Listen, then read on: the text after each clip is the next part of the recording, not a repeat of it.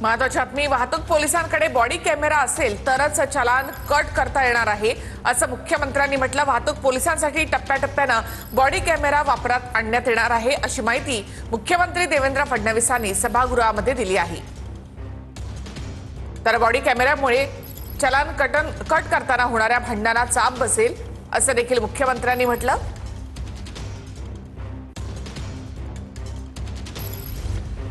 Authority ज्यांना आहे traffic police त्यांनी बॉडी कॅमेरा असेल तरच चालान करता येईल अशा पद्धतीचं त्यांनी आता त्या ठिकाणी नियम केलेला आहे। सगळी भांडणं वाद विवाद हे चालानच्या दरम्यान खूप होतात। म्हणजे मेरे को पहचानता नहीं क्या असे सांगणारे लोक आहेत आणि तू किसके औलाद आहे म्हणणारे लोक आहेत। त्याच्यामुळे या संदर्भात जर बॉडी कॅमेरा असला तर या सगळ्या गोष्टी मिनिमाइज होतील आणि भविष्यातही काही लिटिगेशन झाले तर त्यात आपल्याला सोपं पडेल आणि म्हणून टप्प्याटप्प्याने बॉडी ऑन कॅमेरा हा आणण्याचा देखील शासनाचा विचार आहे।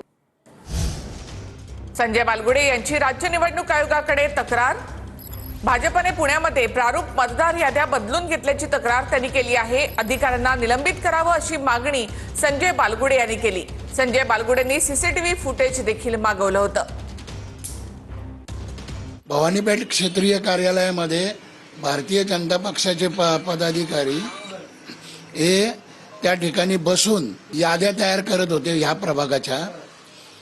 तसं पुणे शहरात बऱ्याच ठिकाणी झाल्याचा माझा आरोप आहे आणि मला संशय आहे। भारतीय जनता पक्षाचे पदाधिकारी माजी नगरसेवक वगैरे सगळे बसून कडी लावून त्या ऑफिसची याद्या तयार करतायत। हे आमच्या वॉर्डात टाका, हे फलाण्याच्या प्रभागामध्ये टाका, ही आपली लोक आहेत हे दिसतंय। खेडेकर एक आहे, नामदेव माळवदे, मला वाटतं 1-2 ठेकेदार आहेत। तर अहिल्यानगरच्या पाथर्डी नगर परिषद निवडणुकीमध्ये नवीन ट्विस्ट आलेला आहे। दादांच्या राष्ट्रवादीच्या संजय भागवतांची निवडणुकीतून माघार। येत्या 20 तारखेला पाथर्डी नगर परिषदेसाठी मतदान होणार आहे। भाजप आणि दोन्ही राष्ट्रवादींमध्ये इथे तिरंगी लढत होणार होती। आता भाजप आणि शरद पवारांच्या राष्ट्रवादीमध्ये ही लढत होणार आहे। 65 कोटींच्या मिठी नदी गाळ काढण्याचा घोटाळा प्रकरण केतन कदमला 2 आठवड्यांचा अंतरिम जामीन मंजूर करण्यात आलेला आहे। आई आजारी असल्या कारणाने 2 आठवड्यांचा अंतरिम जामीन त्याला मंजूर करण्यात आला। केतन कदमने आईसोबत राहण्यासाठी अर्ज केला होता। पंजाब नॅशनल बँक घोटाळ्यामधील मुख्य आरोपी मेहुल चोक्सीला मोठा धक्का। बेल्जियमच्या सर्वोच्च न्यायालयाने प्रत्यार्पणाविरुद्धचा अपील फेटाळलेला आहे। बेल्जियमच्या सर्वोच्च न्यायालयाने मेहुल चोक्सीची याचिका फेटाळल्यानंतर चोक्सीच्या प्रत्यार्पणाचा मार्ग आता मोकळा झालाय। चंद्रपूरमध्ये बोगस दिव्यांग प्रमाणपत्राचा वापर करण्यात आल्याचं उघड झालंय। जिल्हा परिषदेचे 10 शिक्षक आणि 2 अभियंते निलंबित करण्यात आले। दिव्यांग प्रमाणपत्रांच्या तपासणीनंतर मुख्याधिकाऱ्यांनी ही कारवाई केली। 73 दिव्यांग कर्मचाऱ्यांच्या दिव्यांग प्रमाणपत्राची तपासणी करण्यात आली आहे।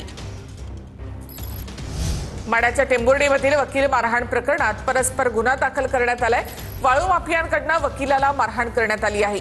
मारहाणीमध्ये ॲडव्होकेट पांडुरंग तोडकर गंभीर जखमी झाले होते। कांदिवलीमध्ये 5 वर्षाच्या मुलीवर अत्याचार करण्यात आले। अत्याचाराच्या घटनेच्या निषेधार्थ भाजप आणि मनसे आक्रमक झाली। घटनेनंतर भाजप आणि मनसे कार्यकर्ते पोलीस ठाण्यामध्ये पोहोचले। कांदिवली पोलिसांकडून पोक्सो अंतर्गत गुन्हा दाखल झालाय।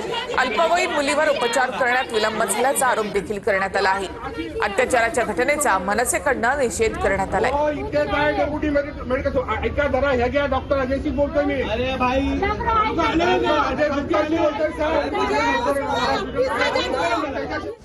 मुंबई पालिका बार, रेस्टॉरंट, हॉटेल्स, पब यांची झाडाझडती घेणार आहे। अग्निशमन यंत्रणा सक्षमरित्या कार्यान्वित आहे की नाही याची तपासणी देखील केली जाणार आहे। अग्निशमन यंत्रणा बंद असल्याचं आढळल्यास नोटीस देखील बजावण्यात येणार आहे। गोव्यातील दुर्घटनेच्या पार्श्वभूमीवर पालिका 22 ते 28 डिसेंबरच्या दरम्यान विशेष तपासणी मोहीम राबवणार आहे। पोलीस महासंचालक रश्मी शुक्ला यांच्या समोर माओवाद्यांचं समर्पण करण्यात आलेलं आहे। एमएमसी झोन समितीचे माओवादी सदस्य आत्मसमर्पण करत असल्याची माहिती आहे। पोलीस अधीक्षक आणि पोलीस विभागाचे अधिकारी देखील यावेळेला उपस्थित होते। बातमी आहे पुण्यामधून। पुण्याच्या हडपसर